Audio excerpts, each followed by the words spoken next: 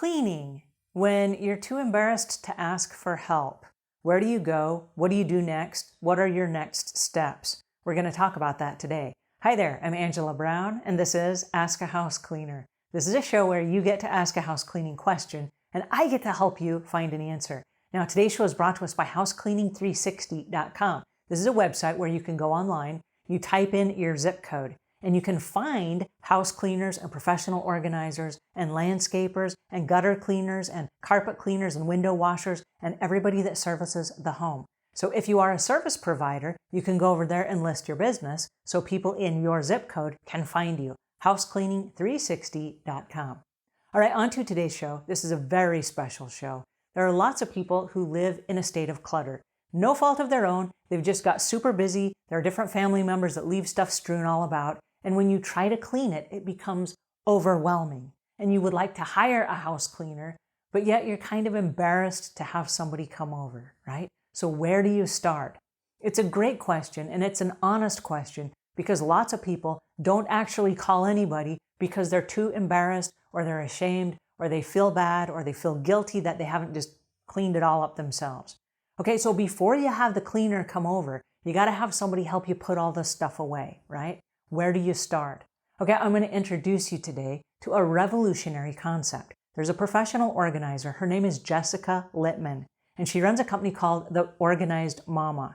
And it's an interesting concept because she doesn't actually even have to come over to your house. You can take a video of your house, or you can take a picture of even just a corner of a room. So you don't have to show her your whole house. You could just show her a small area and say, hey, I would like to start on this area. Can you help me?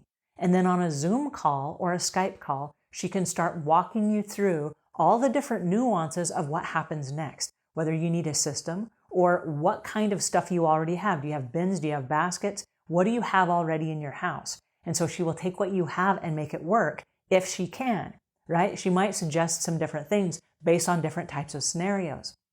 Now, the reason things are like this, there's also a reason for that. And she has the experience and the training to then walk you through those reasons so she can help manage those behaviors that got you in this situation in the first place, right? So it's a revolutionary concept where you can hire her from a distance. She never has to come in your house. She's super private. Everything that you say is confidential. She's not going to share it with anybody, but it's a brilliant idea so she can help you without you ever leaving your house. Please help me welcome Jessica Litman from The Organized Mama. Well, hello. My name is Jessica Litman, and I am the Organized Mama. I share organizing tips, tricks, and tutorials for families. And I run an in-home organizing business, which we also offer virtual consulting. So online, we can help you get organized, even if we're not with you in person. And we also have YouTube channel where we share organizing tips. Well, now that's interesting because I don't know a lot of professional organizers that offer online consulting. So tell us a little bit about how that would work. If I were a customer and I need some extra help, how would I go about hiring you, for example? Well, we would set up a time via Skype or FaceTime, and we would kind of chat. It's usually about an hour, and we kind of talk about what area is really bothering you and some ways that you can start to declutter and organize that space. Then you would have homework to get yourself organized. And then we would reconvene. And if there are product recommendations, I would give those to you at that time. Most of the time, there's not. You usually have stuff around your house that would work, and just kind of streamline everything so that you can maintain that system in your home. How would it work on my end? Because you would be virtual. Do I take pictures? Do I send you videos? How does that work? Yeah, so we've kind of had the gamut. We've had people send us Google Docs with their list of everything that is bothering them, inventory of what they've had. We've also had people just send us like a quick picture of the space. It really depends on your comfort level because not everybody's totally comfortable sending like a big, video tour of your whole space, sometimes just a corner. And I can kind of get an idea of what you actually need. So if you're just getting started in the commitment of being more organizing and maybe minimalizing your life a little bit, do you start in just one spot or do you try to tackle the whole house at once? It depends on kind of like what you really feel like your capacity to actually, do some of this. Some people are like, I can declutter and clean the space and you're done. And other people just get so overwhelmed. So it really depends on you and what you are comfortable with. If you get overwhelmed just looking at everything, call a professional organizer and we will totally get you started with the process. If you can like declutter, but then you don't know where things go, then that's when you could call a professional organizer. And so when you call a professional organizer, are there some questions that you would ask to help the process go a little bit more smoothly? That is a really good question. I think the biggest thing you need to determine is if you are talking to an organized person who goes into houses, or if you're talking to a professional organizer. Asking if they are associated with any organizations. There are organizations that actually teach you how to teach people how to organize. One of the big ones is NAPO, the National Association of Productivity and Organizing Professionals, or there's the KonMari. They are also trained. And that's really the biggest thing to find out if they have the training. I would also ask to see photos of some of their previous work. The biggest questions you can ask once you view the photos are, what systems did you put in place? How did you put this in place? Because an organized person is just going to take what works for them and put it in your house. A professional organizer is actually going to look at your entire space and create a system that works for you. Let me ask you, if you were going to hire a professional house cleaner, would you hire the professional house cleaner or the professional organizer first? It depends on your space. I really think if you have a lot of stuff everywhere and you have piles and you don't really have a lot of floor space, I've seen this a lot with clients. They don't have a lot of floor space because they have a lot of stuff. Hire the professional organizer because then they can clear the floor and the professional cleaners can actually do the deep clean and clean those baseboards, clean the floor.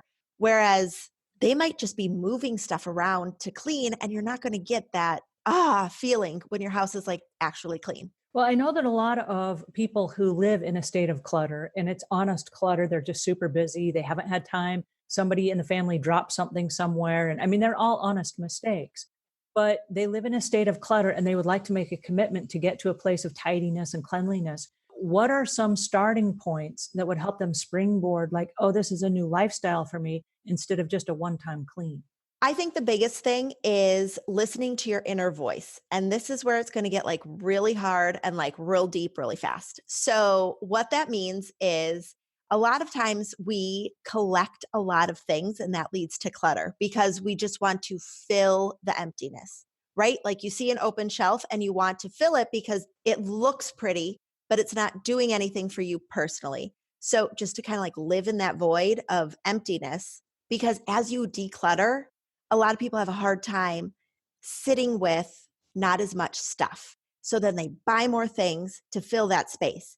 So if you are really committed to this, to make this change, you have to be okay with emptiness in your home for a little bit because that will break the cycle of the more clutter and more things coming in.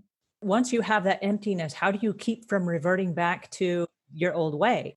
Because I know lots of people, they buy things because there's a promise. There's a promise that if you buy this, it's going to make you energetic and it's going to make you healthy and youthful and all these things. And we see these flashy advertisements and we're like, I got to have that. And then you buy it and you take it home and it sits on your shelf or in your weight room or something and you never use it. And Oh, then it yes. becomes junk, but now you've refilled that empty space with stuff that once gave you hope. Sometimes you do just need to buy it just to feel that hope and like use that as a springboard to, create a workout routine or finish that room that has been sitting empty. Sometimes that's just what you need. And so once that's kind of served its purpose, then to let it go. And that really goes into a lot of what Marie Kondo has been teaching. She kind of made it more mainstream, but that's really been like the basis of organizing is sometimes you just need to say goodbye to something that served its purpose. And as you're sitting with the emptiness, really envision what you want that room to look like. And you're going to see like things that pop out to you, like, oh, I really want a painting that is blue because it makes me happy. So then you can go find that painting versus, oh, well, I need to put something up on the wall. So I'm going to go to Home Goods, stick it up on the wall and be done. And it doesn't serve its purpose. You're going to take it down in like a couple months and you're going to be over it. Whereas if you actually hunt for those pieces that you just feel then they will make a huge difference in your room, in your home. And you're going to break the cycle of buying all the things just because, and you're really going to be more in tune with yourself. And that's how you eliminate the clutter. And it's like really deep to get there, but you can do it.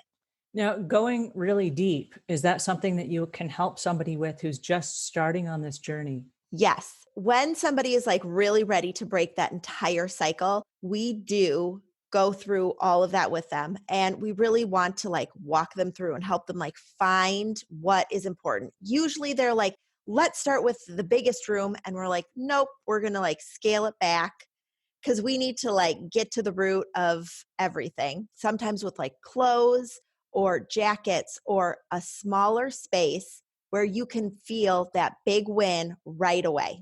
I gotcha. Oh, this is awesome. Thank you so much. I know you've got a YouTube channel that you didn't mention yet, and you got a blog, and you've got a whole bunch of stuff on social media. Tell our listeners where they can go and find you, and also tap into some of the tips and the stuff that you offer, and then a place where they can hire you to do the virtual consulting and stuff like that. Everything can be found on my website for services in the blog. It's theorganizedmama.com, and mama is MAMA. On social media, I'm on social media channels, Instagram, Facebook, Organized Mamas with an S. And on YouTube, we share every Wednesday new tips, tricks, and tutorials. And that is Organized Mamas as well. Alrighty, guys. And that was Jessica Litman from The Organized Mama. And I'm going to leave links in the show notes so that you guys can read her blog, you can find out her tips, and then also you can start an accountability relationship with her where you start having someone keep in touch with you and find out how you're doing and what you need and help you move from here to the next step. If you found this helpful, please pass it on to a friend. If we've earned your subscription, please subscribe. And until we meet again, leave the world a cleaner place than when you found it.